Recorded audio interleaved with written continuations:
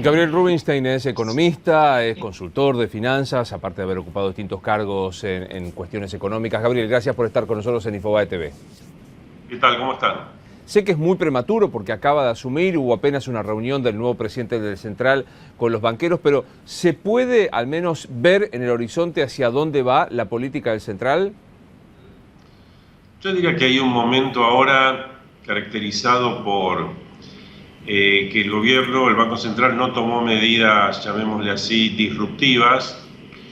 De hecho, digamos, subió la tasa de interés de los depósitos, no de una manera muy, llamémosle así, ortodoxa, pero finalmente la subió en vez de bajarla, como algunos temían.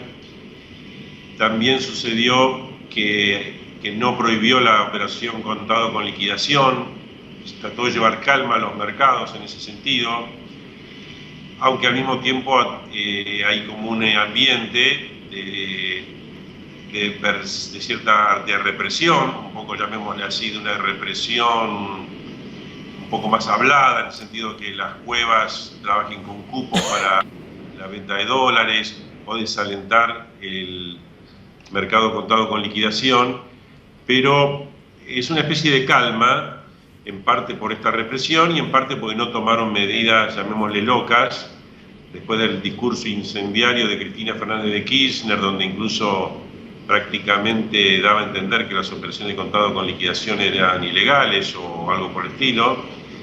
Bueno, vino un momento de calma, o sea, después de la catarsis de la presidenta vino una calma y de alguna manera estamos en ese momento, por lo cual es un momento un poco, llamémosle así, de cierta tregua en esta situación implícita de angustia que hay respecto a las políticas argentinas, ¿verdad? Gabriel, ¿qué valoración tiene respecto de que el Central, con la llegada de Vanoli y la salida de Fábrega, yo comparto con usted, casi humillado públicamente, siga siendo una entidad autónoma o corra el riesgo de ser un apéndice de la política del Ministerio de Economía? No, yo diría hace mucho dejó de ser una entidad autónoma, o sea, ya no existe más esa autonomía. La autonomía puede ser para cosas menores, pero lo que se entiende como autonomía del Banco Central respecto al Poder Ejecutivo no existe más. O sea, no existe ni en la política monetaria, que depende muchísimo de la situación fiscal. Veamos que justamente el Banco Central emite un montón de dinero que le da al gobierno en préstamos y a su vez le da en préstamos reservas. O sea que hay una dependencia, lo que se llama dominancia fiscal tremenda hoy sobre el Banco Central. Y además no podemos imaginar a Vanoli tomando decisiones, ni tampoco Fábrega, que no estén de acuerdo con Cristina Fernández de Kirchner. Es decir, no hubo tal independencia ni la hay ahora, eso hace mucho tiempo que se perdió ya. Y esto hace peligrar, digamos, o sea, ¿cómo ve usted respecto de lo que debe ser el Central, el custodio de la moneda? Y eso ya es una historia antigua en Argentina. O sea, de hecho hay una inflación altísima, no hay tal custodia, las reservas son bajísimas, estamos en dobles mercados, mercados paralelos. O sea, todo es digamos, es una situación un poco más como era en los 80, que lo que podía ser un banco central más autónomo, cuidando más el valor de la moneda. Bueno, de hecho hasta sacaron el cartel. Ya no es más función del Banco Central cuidar el valor de la moneda, ya tiene muchas funciones más y de hecho la ha descuidado completamente ya, pero desde hace años, ¿no? Ahora se ha exacerbado con el correr del tiempo y puede exacerbarse más, porque con el correr del tiempo hay más emisión de pesos para el Tesoro, hay más necesidad de usar reservas y por lo tanto cada vez está peor la posibilidad de defender el peso. O sea, la perspectiva hacia el fin del 2015, que termina este gobierno, es muy mala, ¿no? ¿Qué valoración tiene Rubinstein de lo que es el actual nivel de reservas y la perspectiva de con lo que está sucediendo, sea con compromisos externos, con dólar ahorro? Es bajísima. La cantidad de reservas del Banco Central, que hay que medirla preferentemente contra la cantidad de dinero que hay, es bajísima.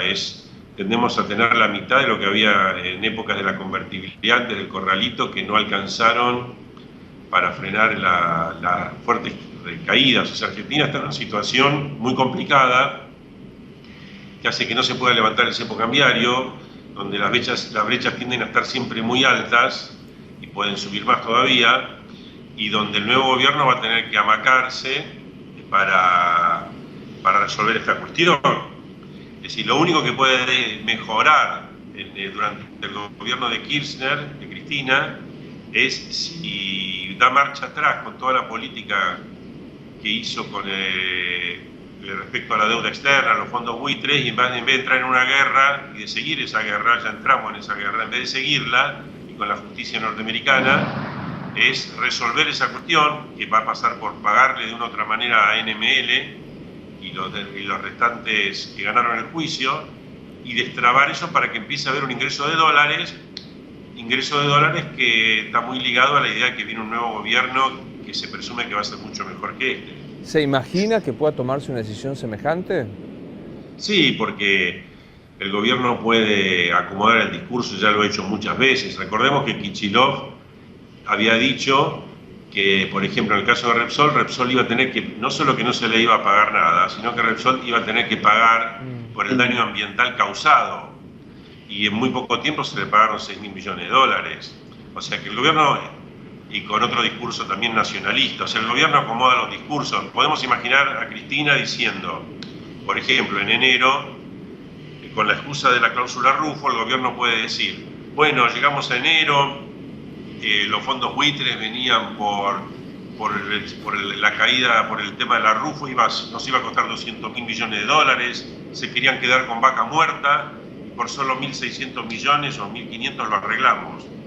Y entonces, mucha gente va a comprar eso, porque son temas bastante difíciles para la gente, el hombre de a pie, y de alguna manera Cristina va a buscar quedar con ese discurso de defensa de los intereses nacionales, igual terminando a pagar. Podría pasar eso, no es lo que se está vislumbrando hoy, pero podría pasar. Tienen que dar marcha atrás con la ley de deuda soberana que hicieron ahora, que es un mamarracho, y tienen que dar todos pasos para atrás, pero siempre lo pueden vender de una manera que les resulte asimilable para la militancia, y bueno, y quedar con esa impronta nacionalista, populista que les encanta, ¿no?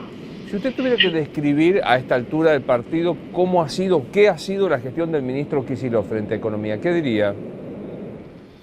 Y en términos de resultados ha sido malísima. Tenemos una economía en franca recesión. En el tercer trimestre nos dio caída interanual del 4%. Nosotros hacemos mediciones especiales sobre ese tema. Una inflación que llegó a pico del 40% y que puede llegar a bajar un poco, pero estaremos siempre por arriba del 30%, 35% más. O sea, y el año que viene con perspectivas de caída del nivel de actividad también del 2-3%, o sea que y con lo que significa caída del empleo o represión, porque hay muchas empresas que no echan gente porque el gobierno las persigue, en ese caso. O sea que es una economía de malísima performance, con dólares que no alcanzan, brechas cambiarias muy altas, o sea, por donde se la mire la performance económica es muy mala. Ahora, él ha logrado seducir a la presidenta y bueno, ahí estamos, ¿no? Rubinstein, gracias por habernos atendido. Gracias a ustedes. Hasta luego. Gabriel Rubinstein, economista, a propósito de la actual coyuntura económica en Infobae TV. Así seguimos.